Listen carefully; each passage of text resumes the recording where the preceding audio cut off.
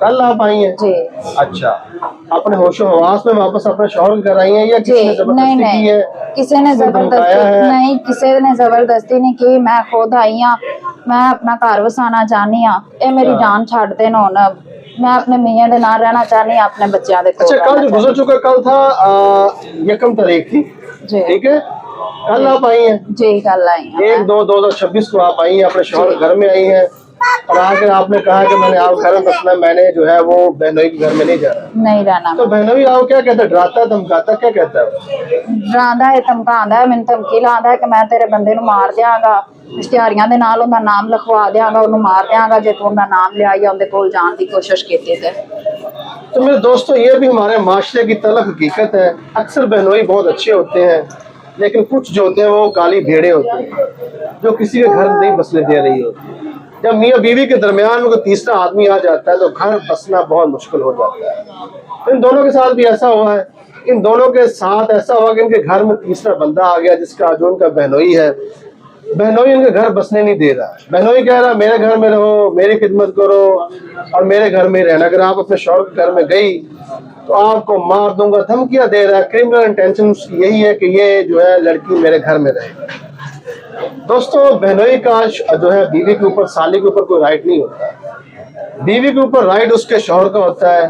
ये जो साली होती है ये बहनोई की मलकियत में नहीं होती। ये जो साली होती है सिर्फ अपने शौहर की मलकियत में होती है। अपने शौहर के साथ जिंदगी उसने गुजारनी होती है। ये खातून जो अनपढ़ है, इसे बार बार डराता रहा, धमकाता रहा, ब्लैकमेल करता रहा, आपने शौहर से तलाक लेनी है और मेरे घर में ही रहना है। ऐसे भी बाज बहनोइयों के किरदार है। अक्सर बहनोई, मैं पहले भी कह चुका हूँ, बहुत अच्छे होते हैं, लेकिन बाज बहनोई जो होते हैं किसी के घर तोड़ने में बड़ा खुश होते हैं। और ऐसा ही इनका बहनोई, क्या नाम है उसका? सुफियान साहब है, जो कि इनका घर उजाड़ने पे तुले हुए हैं। और मैं जो है इसको दाद देता हूँ लड़की को। कल वो उसके धमकियों से ना डरी और धमकियों से डरने की बजाय सीधा अपने शौहर के घर में आई। घर में आकर उसने कहा कि मैंने अपने शौहर के साथ बसना है, मैं अपने बहनोई से नहीं डरती हूँ। तो बहनोई के लिए भी ये पैगाम है, भाई अपनी हरकतों से बाज आ जाओ, ऐसे काम नहीं करते। ये शरीयत में भी ऐसे जायज़ नहीं है, पाकिस्तानी लॉ में भी ऐसे जायज़ नहीं कि आप किसी भी खातून को जो है वो मेंटल टॉर्चर करें, जहनी अजियत पहुंचाएं, उसे बार बार धमकियां दें।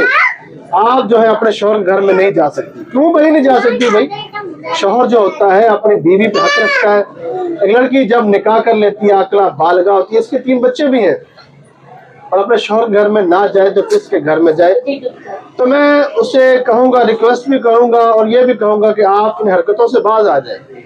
अगर आप नहीं आएंगे तो हम आपके खिलाफ जो कानूनी कार्रवाई करेंगे, आपके अगेंस्ट कोर्ट ऑफ लॉ में जाएंगे, आपके अगेंस्ट जो है ये धमकियां देने के जुर्म में, जहनी तौर पर टॉर्चर करने के जुर्म में, आप किसी खतून को हरासा करने के जुर्म में आपके अगेंस्ट हम कोर्ट में जाएंगे।